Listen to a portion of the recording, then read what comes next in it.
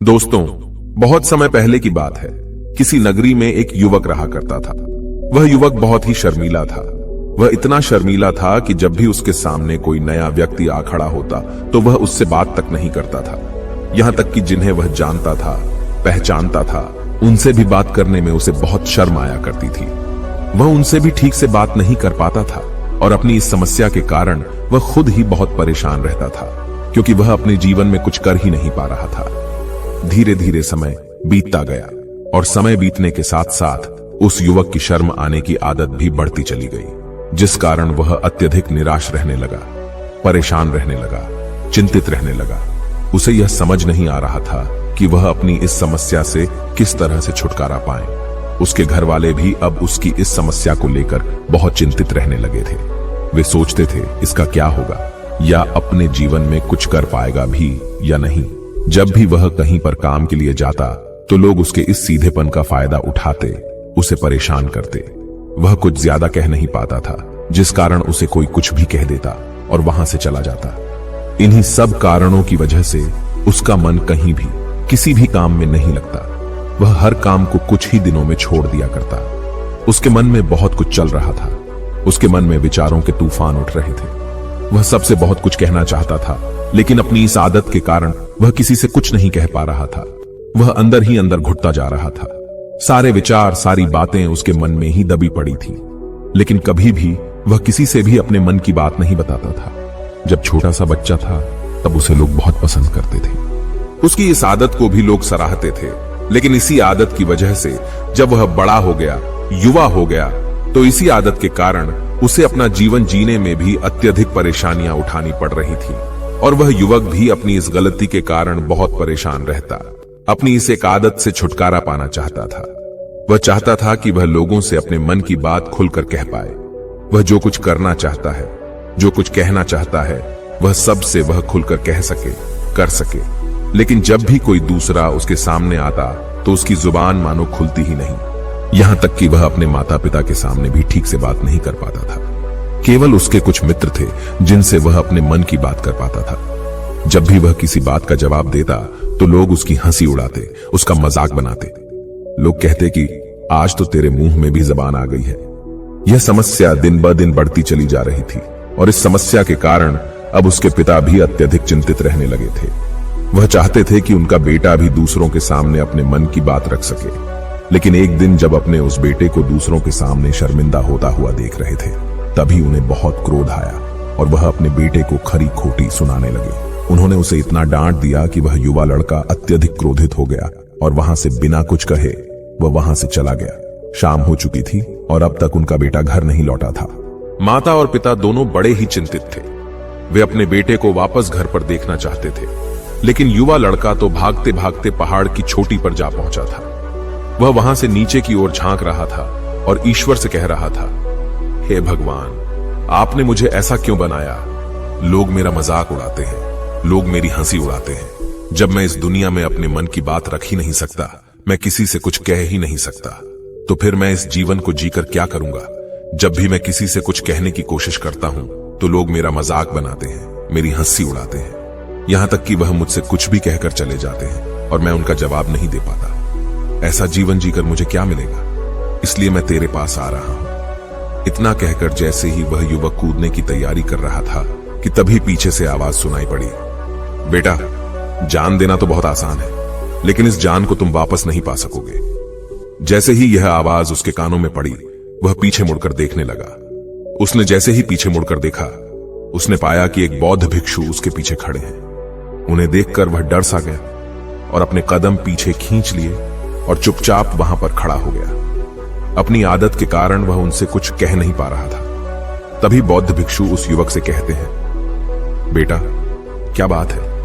आखिर तुम यहां पर क्या कर रहे हो और तुम अपने इस जीवन को क्यों समाप्त करना चाहते हो? यह अनमोल जीवन बहुत कम लोगों को नसीब होता है और तुम्हें यह जीवन व्यर्थ लगता है। इस पर वह युवक कहता है, नहीं नहीं, कुछ नहीं, मैं तो बस यहां पर खड़ा होकर देख रहा था। तभी बौद्ध भिक्षु उस युवक से कहते हैं, बेटा, मैं जानता हूं कि तुम यहां पर क्या करने आए थे। तुम मुझसे कुछ नहीं छुपा सकते, लेकिन मैं चाहता हूं कि तुम अपनी समस्या मुझसे खुद बताओ, तभी मैं उसका समाधान तुम्हें बता पाऊंगा। यदि तुम चाहते हो कि कोई तुम्हारी मदद करे तो उसके लिए पहले तुम्हें ही आगे बढ़ना होगा। यदि तुम चाहते हो कि मैं तुम्हारी समस्या का समाधान करूं तो तुम्हें मुझे अपनी समस्या बतानी होगी, वरना मैं कुछ नहीं कर सकूंगा। उन बौद्ध भिक्षुओं की यह बात सुनकर वह युवक कहता है, नहीं नहीं, मैं ठीक हूं, मैं सच कह रहा हूं। उस युवक की यह बात सुनकर बौद्ध भिक्षु उस युवक से कहते हैं, ठीक है बेटा, यदि तुम नहीं चाहते कि मैं तुम्हारी मदद करूं तो कोई बात नहीं, मैं तुम्हारी बात पर विश्वास कर लेता हूं।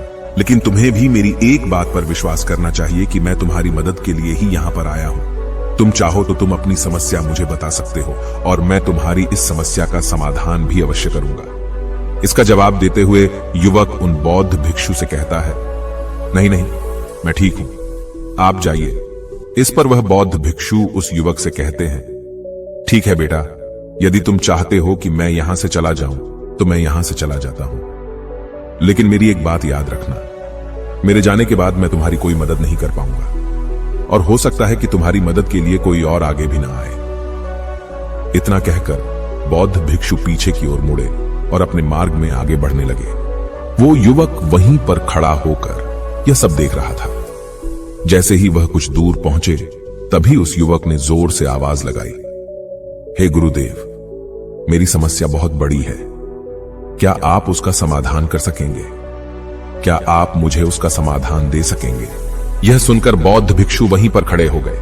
पीछे मुड़कर उन्होंने उस युवक की बात का जवाब देते हुए कहा, बेटा, इस दुनिया में कोई भी ऐसी समस्या नहीं है जिसका कोई समाधान ना हो। यदि तुम मुझे अपनी समस्या बताओगे तो मैं उसका समाधान अवश्य करूंगा। तभी वह युवक उन बौद्ध भिक्षु से अपनी समस्या बताते हुए कहता है, गुरुवर, मेरी एक बहुत बड़ी समस्या है कि मैं शर्मीला हूं, जिस कारण मैं किसी से कोई बात नहीं कर पाता। यहां तक कि मैं अपने मन की बात भी किसी को नहीं बता पाता। जब भी मैं किसी से बात करने की कोशिश करता हूं तो लोग मेरा मजाक उड़ाते हैं, मेरी हंसी उड़ाते हैं। जब भी मुझे कोई खरी खोटी सुनाता है, उल्टी सीधी बातें करता है, तो मैं उनका जवाब नहीं दे पाता। मैं लोगों की तरह चालाक बनना चाहता हूं, लोगों की तरह बातों का जवाब देना चाहता हूं, अपने मन की बात करना चाहता हूं। मैं इस दुनिया के साथ कदम से कदम मिलाकर आगे बढ़ना चाहता हूं। क्या इसका कोई समाधान है? उन भिक्षु ने उस युवक की सारी बातें ध्यानपूर्वक सुनी और फिर जवाब देते हुए कहते हैं, बेटा, जरूरत से ज्यादा शर्मीला होना, इसका अर्थ यह है कि तुम्हारे अंदर कोई डर है जिसे तुम पहचान नहीं पा रहे, जिस कारण उसका समाधान करने में भी असमर्थ हो। शर्म करना अलग बात है और डरना अलग। जब हमारे भीतर डर होता है तब हम कहीं भी, किसी से भी कोई भी बात नहीं कर सकते। हमें चारों तरफ केवल डर ही नजर आता है और हम हर जगह से डरते ही रहते हैं, लेकिन इसे शर्माना नहीं कहते। शर्म तो बस एक हद तक तुम्हें चुप रख सकता है। फिर वह बौद्ध भिक्षु उस युवक से कहते हैं, बेटा, तुम सबसे अधिक किससे शर्माते हो? युवक इसका जवाब देते हुए कहता है, गुरुवर, मुझे अपने पिता से बात करने में बहुत शर्म आती है, मैं उनके सामने कुछ बोल ही नहीं पाता। तभी वह बौद्ध भिक्षु उस युवक से कहते हैं, अच्छा, तो यह बताओ, जब तुम अपने पिता से बात कर रहे होते हो या फिर बात करने का प्रयास करते हो तो तुम्हारे मन में कैसे ख्याल आते हैं? युवक इसका जवाब देते हुए कहता है, गुरुवर, जब भी मैं अपने पिता से बात करने का प्रयास करता हूं तो मुझे ऐसा लगता है कि मानो मेरे पिता अभी मुझे डांट देंगे, मुझ पर क्रोध करेंगे, मुझसे या नाराज हो जाएंगे, और कहीं ना कहीं मुझे यह भी लगता है कि मैं कुछ गलत बात ही करूंगा। यहां तक कि मेरे मन में ऐसे भी ख्याल आते हैं कि शायद मेरे पिता मुझसे प्यार ही नहीं करते। परंतु गुरुवर, आप कहते हैं कि शर्म अलग है और डरना अलग बात है, तो क्या कोई ऐसा उपाय है जिससे मुझे डर ही ना हो?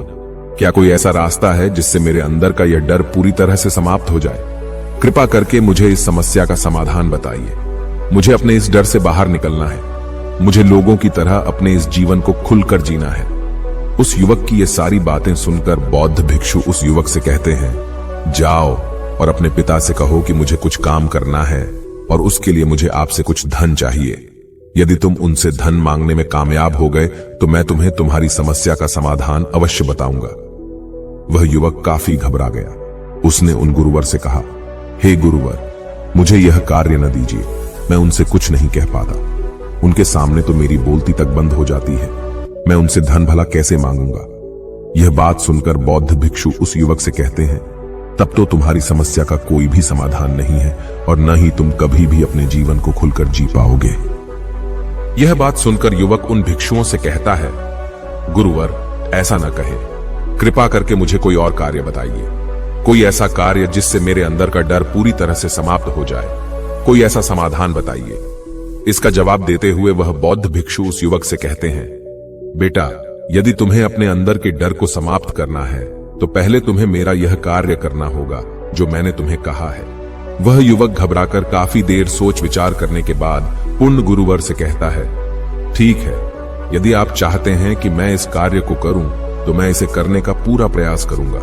इतना कहकर वह युवक अपने घर लौट जाता है। उसे देखकर उसके माता पिता बहुत खुश हो जाते हैं और वह युवक अपने पिता से डरते डरते कहता है, पिताजी, मुझे आपसे कुछ बात कहनी है। इस पर उसके पिता कहते हैं, बोलो, क्या बात है? युवक आगे कहता है, पिताजी, मैं कुछ काम करना चाहता हूं और उसके लिए मुझे आपसे कुछ धन चाहिए। क्या आप मुझे कुछ धन दे सकते हैं? इतना सुनकर उस युवक के पिता ने उसकी ओर ध्यान से देखा। काफी देर देखने के बाद वह खुशी से झूम उठे और तुरंत ही उन्होंने कुछ धन अपने पुत्र के हाथों पर रख दिया और कहने लगे, बेटा, इतना धन काफी है कि तुम्हें और चाहिए। इसके जवाब में वह युवक अपने पिता से कहता है, नहीं नहीं पिताजी, इतना काफी है, मैं इतने से काम चला लूंगा। वह युवक उस धन को लेकर तुरंत दौड़ा दौड़ा उन बौद्ध भिक्षु के पास लौटा और जो धन उसने अपने हाथों में ले रखा था उसे दिखाते हुए वह कहता है, गुरुवर, जैसा आपने कहा था, मैं धन लेकर आपके पास आ चुका हूं। मैंने अपने पिता से धन मांग लिया है। अब मुझे आप मेरी समस्या का समाधान बताओ। तभी बौद्ध भिक्षु उस युवक से कहते हैं, अरे इतनी जल्दी क्या है, अभी तो तुम्हें मेरे लिए एक और काम करना है, तभी मैं तुम्हें तुम्हारी समस्या का समाधान अवश्य बताऊंगा। और यदि तुम मेरे लिए इस कार्य को नहीं पूरा कर सके तो मैं तुम्हें कभी भी तुम्हारी समस्या का समाधान नहीं बताने वाला। तभी वह युवक उन बौद्ध भिक्षुओं से कहता है, हे गुरुवर, अभी तो मैंने आपके लिए एक काम किया है, अभी आप मुझे एक और काम करने के लिए कह रहे। तभी बौद्ध भिक्षु उस युवक से कहते हैं, हां, तुम्हें मेरे लिए एक और काम करना ही होगा। वह युवक एक बार फिर से काफी देर सोच विचार कर उन बौद्ध भिक्षु से कहता है, अच्छा ठीक है, बताइए, अब मुझे क्या करना है? इसके जवाब में बौद्ध भिक्षु उस युवक से कहते हैं, जाओ और यह धन जो तुमने अपने पिता से मांग कर लाया है, इस धन को वापस अपने पिता को लौटा दो और साथ साथ यह भी कहना कि पिताजी, मैं अभी काम नहीं करना चाहता, लेकिन जब समय आएगा तो मैं आपसे यह धन वापस ले लूंगा और उससे अपना काम पूरा करूंगा। यह बात सुनकर युवक एक बार फिर से ऊपर से नीचे तक पूरी तरह से कांप गया और कहने लगा, गुरुवर, आप मुझे कोई और काम सौंप दीजिए, मैं उसे जरूर करूंगा, लेकिन अब यदि मैं धन लेकर उनके पास वापस गया तो वह क्या सोचेंगे मेरे बारे में? मैं तो शर्मिंदा हो जाऊंगा उनके सामने, इसलिए गुरुवर कृपया करके मुझे कोई और काम दे दे। तभी बौद्ध भिक्षु उस युवक से कहते हैं, बेटा, जो काम मैंने तुम्हें सौंपा है, तुम्हें उसी कार्य को पूरा करना होगा, अन्यथा तुम्हारी समस्या का समाधान मैं तुम्हें नहीं बताने वाला। काफी देर सोच विचार करने के बाद वह उन बौद्ध भिक्षु से कहता है, ठीक है गुरुवर, मैं वापस जाता हूं और यह धन लौटाकर मैं अभी आता हूं। वह तुरंत दौड़ा दौड़ा अपने पिता के पास वापस लौटा। उसने अपने पिता से कहा, पिताजी, मैं यह धन अभी नहीं लेना चाहता, अभी यह धन आप मुझसे वापस ले लीजिए, जब मुझे कोई काम पड़ेगा तो मैं आपसे यह धन वापस ले लूंगा। उसके पिता ने उस युवक की तरफ घूर घूर कर काफी देर तक देखा और फिर मुस्कुराते हुए कहने लगे, बेटा, मैं समझता हूं कि किसी भी काम को शुरू करने से पहले हमें उसके बारे में जानकारी इकट्ठा करनी चाहिए। उसके बारे में समझना जरूरी है, कब, क्या, कैसे और कब तक करना है, इसके बारे में भी हमें जानकारी लेनी जरूरी है। कोई भी काम ऐसे ही नहीं शुरू किया जा सकता, उसमें हम सफल होंगे या फिर नहीं, इसका भी अनुमान हमें लगाना पड़ता है। और जब हम इन सभी के बारे में सही जानकारी प्राप्त कर लेते हैं तभी हमें धन लगाना चाहिए। मुझे बहुत खुशी है कि तुमने यह सही निर्णय लिया है। जब तुम्हें यह समझ में आ जाए कि जो कार्य तुम करने जा रहे हो वह तुम्हारे लिए उचित है, तब तुम चाहो तो मैं तुम्हें यह धन वापस लौटा दूंगा। युवक अपने पिता से यह सारी बातें सुनकर मन ही मन बहुत प्रसन्न था। उसने यह तो उम्मीद तक नहीं की थी कि उसके पिता हंसकर उसे इस तरह से सारी बातें समझाएंगे। वह मन ही मन यह सोच ही रहा था कि तभी उसके पिताजी उसके और करीब आए और अपनी उस युवा बेटे को गले से लगा लिया। जैसे ही उसके पिता ने उस युवक को गले से लगाया, उसको बहुत अच्छा महसूस हुआ। उसका आत्मविश्वास, उसका हौसला और बढ़ता गया। उसके बाद युवक वापस पुण्य गुरुवर के पास लौटा और कहने लगा, गुरुवर, जैसा आपने कहा था मैंने बिल्कुल वैसा ही किया है। मैंने धन अपने पिता को वापस कर दिया है। अब तो कृपया करके मुझे मेरी समस्या का समाधान बता दीजिए। तभी बौद्ध भिक्षु उस युवक की तरफ देखकर मुस्कुराते हैं और इस युवक से कहते हैं, बेटा, इतनी जल्दी क्या है? अभी तो तुम्हें मेरे लिए एक और काम करना ही पड़ेगा। वह युवक कहता है, महाराज, आप आखिर मुझसे बार बार इस तरह से काम क्यों करवा रहे हैं? क्या आपके पास मेरी समस्या का कोई समाधान नहीं है? कहीं आप मुझे बेवकूफ तो नहीं बना रहे? जिस तरह से लोग मुझे बेवकूफ बनाते हैं, क्या आप भी मेरे साथ वही तो नहीं कर रहे?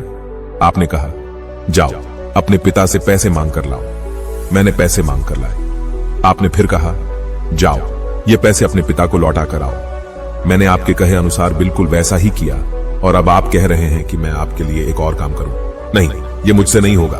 तभी बौद्ध भिक्षु उस युवक की तरफ देखकर मुस्कुराते हैं और कहते हैं, बेटा, बस यह आखिरी काम है और यह बहुत सरल भी है। तुम जैसे ही इस कार्य को पूरा करोगे, मैं तुम्हें वचन देता हूं कि मैं तुम्हारी समस्या का समाधान तुम्हें अवश्य बताऊंगा। इस पर वह युवक फिर से एक बार सोच विचार करता है और उन बौद्ध भिक्षु से कहता है, ठीक है, लेकिन यह आखिरी काम जो मैं आपके लिए करूंगा, बताइए मुझे क्या करना है? तभी बौद्ध भिक्षु एक मूर्ति निकालकर उस युवक के हाथ में थमा देते हैं। वह मूर्ति दिखने में बहुत ही साधारण सी थी, लेकिन वह बौद्ध भिक्षु उस युवक से कहते हैं, बेटा, तुम्हें इसे बाजार में ले जाना है, इसे बेचना है और इसके बदले में तुम्हें 100 सोने के सिक्के लेकर आने हैं। जब तुम यह करने में सफल हो जाओगे, तभी मैं तुम्हें तुम्हारी समस्या का समाधान तुम्हें बता पाऊंगा। वह युवक उस मूर्ति को अपने हाथ में लेकर बड़े ही गौर से देखता है और उन बौद्ध भिक्षुओं से कहता है, हे गुरुवर, यह तो बड़ी ही साधारण सी मूर्ति लग रही है, मानो मिट्टी की बनाई गई हो। इसके लिए भला 100 सोने के सिक्के मुझे कौन देगा? कहीं आपका माथा फिर तो नहीं गया है? इसके 1 या 2 सोने के सिक्के मिल जाए वही बहुत है, लेकिन इसके लिए 100 सोने के सिक्के कोई नहीं देगा।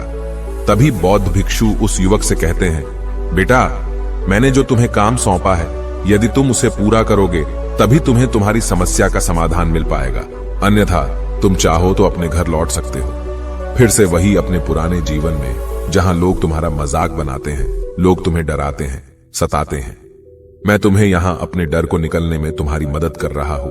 तुम मेरे यह काम करके अपने डर को धीरे धीरे भगा पाओगे। मेरे इस काम को पूरा कर दो, तुम्हें सब समझ आ जाएगा। वह युवक उन बौद्ध भिक्षुओं की बात सुनकर मन ही मन यह विचार करता है कि मुझे तो मेरी समस्या का समाधान किसी भी हालत में चाहिए, जिस कारण वह उस मूर्ति को उठाकर बाजार की ओर चल पड़ता है। बाजार पहुंचकर वह एक जगह चुपचाप उस मूर्ति को लेकर खड़ा हो जाता है और इंतजार करने लगता है कि कोई आएगा और उसे उस मूर्ति के बारे में पूछेगा, और तब वह उस मूर्ति के लिए 100 सोने के सिक्के की मांग करेगा। देखते ही देखते काफी समय बीत गया, लेकिन अभी तक उसके पास कोई भी व्यक्ति नहीं आया था। उसने आसपास देखा तो लोग चिल्ला चिल्ला कर अपने सामानों को बेच रहे थे, जोर जोर से आवाज लगा रहे थे। उसने भी सोचा, यदि मुझे अपनी इस मूर्ति को बेचना है तो मुझे भी जोर जोर से आवाज लगानी होगी। उस युवक ने चिल्लाना शुरू किया, लेकिन वह इतनी जोर से नहीं चिल्ला पा रहा था। उसकी आवाज उसे खुद तक सुनाई नहीं पड़ रही थी, तो भला उसकी आवाज को दूसरे कैसे सुनते, जिस कारण उसे कोई भी व्यक्ति खरीदने के लिए तैयार नहीं था। धीरे धीरे शाम का समय हो चुका था और उस व्यक्ति को यह डर था कि कहीं वह बौद्ध भिक्षु वहां से कहीं चला न जाए, अन्यथा उसे उसकी समस्या का समाधान कौन देगा। यह सोचकर उसने जोर जोर से आवाज लगानी शुरू की कि 100 सोने के सिक्के में यह मूर्ति ले लो। उसकी आवाज सुनकर लोग उसके पास आने लगे और उससे यह सवाल करने लगे, इस मूर्ति में ऐसा क्या है जो तुम इसके लिए 100 सोने के सिक्कों मांग रहे हो? इसके अंदर ऐसा कुछ तो खास होगा ही। युवक काफी देर सोच विचार कर उस युवक से कहता है, नहीं नहीं, मुझे कुछ नहीं पता, मैं तो बस यह मूर्ति यहां पर बेचने आया हूं। तभी उसमें से एक युवक उस युवक से कहता है, अगर ऐसी बात है तो इस मूर्ति को कोई नहीं खरीदने वाला। आखिर इस मूर्ति में ऐसा क्या खास है जिसके लिए तुम सोने के सिक्के की मांग कर रहे हो? यह तो तुम्हें बताना ही पड़ेगा। धीरे धीरे कई लोग उसके पास आए और सभी ने बस एक ही सवाल किया, आखिर इस मूर्ति में ऐसा क्या खास है, ऐसी क्या बात है जिसके लिए तुम सोने के सिक्के की मांग कर रहे हो? उस युवक ने से बातचीत की, उन्हें समझाने की कोशिश की, कई प्रयत्न किए, लेकिन कोई भी उस मूर्ति को 100 सोने के सिक्के देकर खरीदने के लिए तैयार नहीं था। वह निराश हो गया। उसे कुछ समझ नहीं आ रहा था कि वह क्या करे। तभी बाजार में उसने देखा कि कुछ लोग अपने सामानों की खासियत बता रहे हैं। उसे बेचने के लिए उसकी खास खास बातों के बारे में लोगों को समझा रहे हैं। यह देखकर उसने भी सोचा कि मुझे भी इस मूर्ति की कुछ खासियत लोगों को बतानी होगी। उसने फिर एक बार जोर जोर से आवाज लगानी शुरू की। समस्या का समाधान निकालने वाली मेरी गुरु की इकलौती मूर्ति, जो इस दुनिया में केवल एक ही है, जिसके पास भी यह मूर्ति होगी, उसके घर में कोई समस्या नहीं होगी। यह मूर्ति उस समस्या का समाधान तुम्हें अवश्य बताएगी। यह सुनकर लोग उसके पास पहुंचने लगे और उसे यह सवाल करने लगे, क्या सच में यह मूर्ति जिसके पास होगी उसके पास कोई समस्या नहीं होगी? क्या सच में यह सभी समस्याओं का समाधान करती है? इसका जवाब देते हुए युवक कहता है, हां, सभी समस्याओं का समाधान कर देती है। यदि आप इस मूर्ति को ले जाते हैं, आपके घर में कोई भी समस्या होगी तो उसका समाधान ये आपको अवश्य बताएगी। चाहे कोई भी समस्या हो, कैसी भी समस्या हो, कैसी भी परिस्थिति हो, आपको इसका समाधान अवश्य मिलेगा। इतना सुनने के बाद अब वही एक मूर्ति सबको चाहिए थी। उस मूर्ति के दाम लगाने लगे। कोई उसे 200 सोने के सिक्के तो कोई 400, कोई 600 तो कोई 1000 सोने के सिक्के देने के लिए तैयार था। उस मूर्ति की कीमत लगातार बढ़ती जा रही थी। जैसे जैसे लोगों को पता चलता जा रहा था कि यह मूर्ति लोगों की समस्या का समाधान करती है, लोग उसे किसी भी कीमत पर खरीदने के लिए तैयार हो गए थे। अब वह युवक भी आत्मविश्वास के साथ और जोर से चिल्ला रहा था। लोगों को उस मूर्ति के बारे में समझा रहा था, बता रहा था। अब उसके मन में कोई डर नहीं था। वह लोगों को उस मूर्ति के बारे में पूरे आत्मविश्वास के साथ, बिना घबराए, उस मूर्ति की खासियत बताने में लगा हुआ था, जिस कारण लोग उस पर भरोसा कर रहे थे। और वह भरोसा लोगों की नजरों में नजर भी आ रहा था। जैसे जैसे अंधेरा होता गया, लेकिन लोगों की भीड़ मानो कम होने का नाम ही नहीं ले रही थी। लोग उस मूर्ति को खरीदना चाहते थे। उस युवक ने जोर से आवाज लगाई कि मुझे क्षमा करें, यह मेरे गुरु की मूर्ति है और मैं इसे बेचना नहीं चाहता। इतना कहकर वह युवक उस मूर्ति को लेकर वापस खाली हाथ लौट आया और उन गुरुवर के पास पहुंचा और उन गुरुवर से कहने लगा, हे गुरुदेव, आपका बहुत बहुत धन्यवाद। इस मूर्ति ने मेरी समस्या का समाधान कर दिया। मुझे समझ में आ गया कि मेरी क्या समस्या थी। हालांकि मैं इसे बेचकर सोने के सिक्के तो आपके लिए नहीं ला पाया, लेकिन मुझे मेरी समस्या का समाधान अवश्य मिल गया। आपका बहुत बहुत धन्यवाद। इस बात को सुनकर बौद्ध भिक्षु उस युवक से कहते हैं, बेटा, मैंने तुम्हारी समस्या का समाधान नहीं किया है। तुमने तो खुद ही अपनी समस्या का समाधान किया। अपनी समस्या तुमने खुद ही सुलझाई है। तुम्हारे मन में हजारों सवाल थे। मैं यह करूंगा तो लोग क्या कहेंगे, मेरे बारे में क्या सोचेंगे। यदि मैं अपना मुंह खोलूंगा तो लोग मेरे पर हंसेंगे। यदि मैंने मुंह खोला तो मैं कुछ गलत ही करूंगा। ऐसे कई सारे विचार तुम्हारे मन में थे। ऐसे कई सारे डर तुमने अपने मन में पाल रखे थे। लेकिन जब इस मूर्ति के बेचने के दौरान तुमने उन हजारों लोगों का सामना किया, उनके सामने खुलकर अपनी बात रखी, उनके सामने खुलकर वह कहा जो तुम्हें कहना था, तो तुम्हारे मन का डर खुद खुद समाप्त हो गया। जिसे तुम शर्माना कहते थे, वो अपने आप ही तुम्हारे भीतर से कहीं गायब हो गया। युवक अपने गुरु की यह बात सुनकर अपने गुरुवर से कहता है, गुरुवर, आप सही कहते हैं। आपने आज मेरे मन में वो विश्वास जगा दिया है जिसे मैं अब अपने जीवन में कुछ भी हासिल कर सकता हूं। आपका बहुत बहुत धन्यवाद। डर को धीरे धीरे खत्म करने से ना ही आपको शर्म आएगी और ना ही डर लगेगा। और जब आपके भीतर का डर हमेशा के लिए समाप्त हो जाएगा, तो आप अपने जीवन में जो भी कुछ करना चाहते हैं, जो भी कुछ पाना चाहते हैं, उसका रास्ता आपके लिए पूरी तरह से साफ हो जाएगा और आप अपने मार्ग पर तेजी से आगे की ओर बढ़ने में सक्षम भी हो जाएंगे। इसलिए लोग क्या कहते हैं, क्या कहेंगे, ये सब छोड़ दीजिए और खुद पर विश्वास कीजिए, क्योंकि आप ही हैं जो अपने इस डर का सामना कर सकते हैं। अगर आप किसी ऐसे व्यक्ति को जानते हैं जो हर वक्त शर्माता है या अपनी बात खुलकर लोगों के सामने नहीं रख पाता, तो ये वीडियो उनके साथ शेयर करना ना भूलें। दोस्तों, उम्मीद है कि आपने आज के इस वीडियो से जरूर कुछ न कुछ सीखा होगा। ऐसी ही ज्ञान से भरपूर कहानियां सुनने के लिए सब्सक्राइब करें और